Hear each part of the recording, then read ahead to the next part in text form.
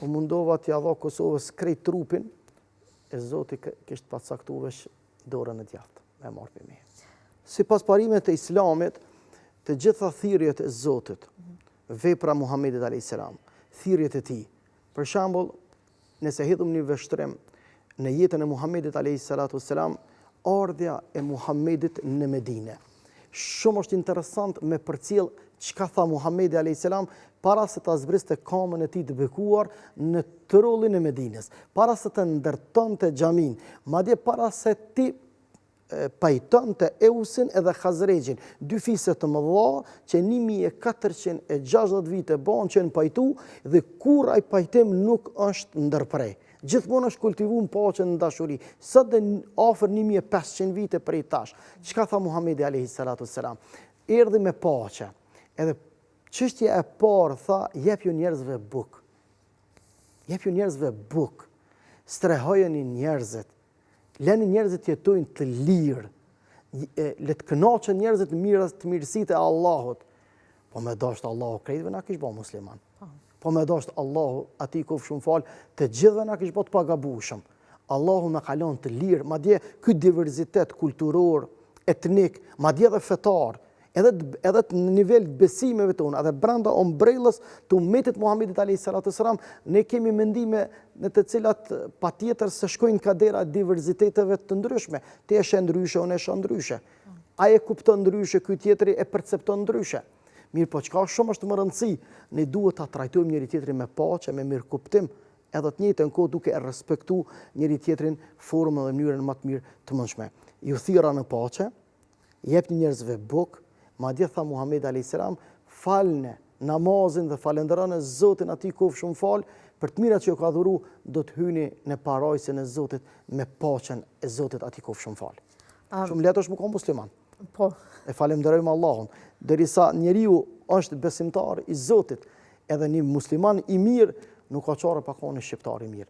Ai i cili ka ngecjen dhe dashurinë e tij, jam i bindur se nuk e ka kuptuar Islamin mirë. Hoxh, po ndërlidh na pak me historinë tënde personale. Kur njerëzit janë të vetëdijshëm dhe njohin fen, atëherë edhe sprovat i pranojnë pak më lehtë. Shumë e vërtet. Po du me u ndërlidh pak me ju. Për shembull, ka pas edhe personat e tjerë që kanë humbë qoftë diçka prej vetës vet, një pjesë të vetës vet, qoftë dikën të familjes, po ndoshta kjo mungesa me lidhjen e Zotit e ka bërë më të vështirë sprovën të cilën e ka godit. Po më intereson me ditë prej juve. Ju jeni sprovu me humbjen e dorës, po çush ka qenë kjo sprovë për juve? Sa rënd e keni përjetuar, se çush ka qenë komplet kjo gjë për juve? E gjitha, njeriu shet çush, njeriu percepton dhe vështron çush e sheh veten. Po. Unë e shoh veten i privilegjuar tek Allahu. Ja kam bërë një hizmet atë dheutim. Kjo është kënaqësi për mua.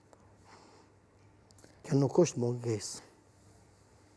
Kjo është mundësi e ardhë që një hizmet, një shërbim, atë dheutim, edhe pse në moshën shumë të re, me gjithë vëllezërit dhe motra tjerë, pavarësisht madje edhe të tjerët prej gjithë regioneve të Kosovës, edhe shqiptarisë thënë më mirë, e sidomos edhe nga diaspora, ju përgjigjen kushtrimit komandantit legjendar Adem Jasharit.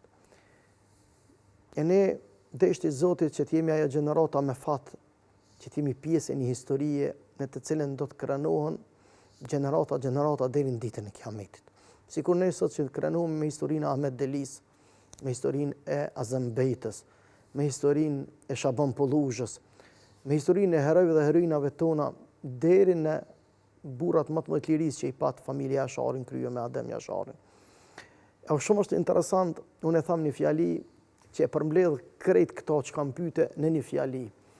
Ati i cilit i ka ik lavdia betejave, nuk do duhej me ik krenaria fitoreve.